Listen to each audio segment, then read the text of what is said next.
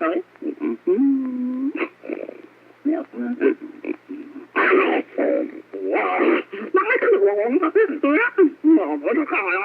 got involved in this when I was 29 years old in the Sierra Nevada mountains of California. That was 1971 when we encountered them. I was part of a hunting group at the time, and these things came into our camp 8 miles back into the wilderness, very remote, very inaccessible, and these things started coming in evening time and interacting with us, actually. Very first, they was intimidating us, very loud gorilla-type sounds, hair popping of the chest, screaming, just a lot of commotion, emotion in their conversation. So we started recording their vocalizations, and in those vocalizations, the investigative reporter that we took in 1972 had his recordings analyzed to the University of Wyoming, Dr. Curlin.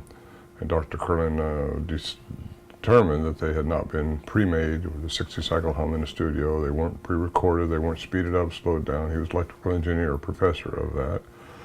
And actually that gave a lot of credibility to the sounds themselves, because a lot of people used to claim we were speeding up a tape recorder or something. There was cassette recorders back in those days. And I did about 5 years of theoretical research before I convinced someone who was in the Bigfoot world to take me out.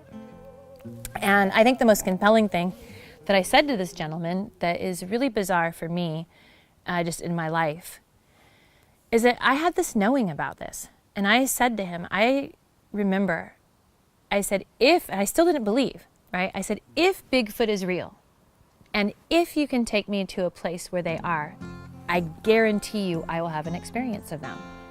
And so I'm trying to think outside the box and think of other ways, of doing things potentially to have a better shot at gathering and gaining proof.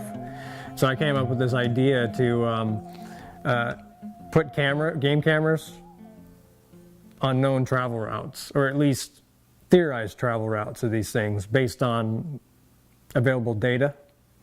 And the first night we're there, a rock hits my trailer around 11:30. And it was a rock hitting my trailer. I mean, and I earnestly believed that the gentleman did that to scare me, to kind of make it fun.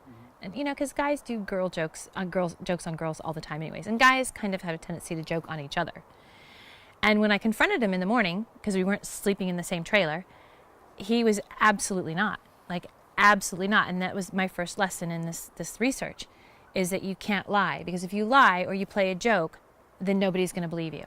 You have to keep everything with as much integrity as you possibly can in your experience.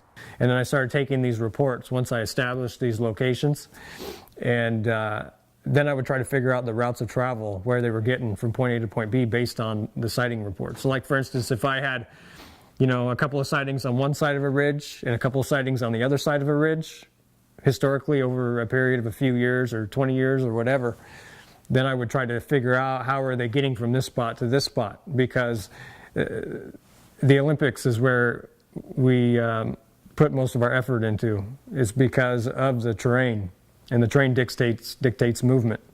They've outsmarted us so many times with camera traps. Everything we've tried to do is like they figured it out ahead of time. So I think they're much more, and I believe them to be a sapient entity. And sapience is only supposed to be ascribed to humans. And these may be part human. I believe they very well could be part human. I believe some of the DNA that's been taken from supposed samples of them shows the mitochondria, which is the maternal side of these things, as human, which would lend itself to what's the other part, what's the male counterpart of this stuff.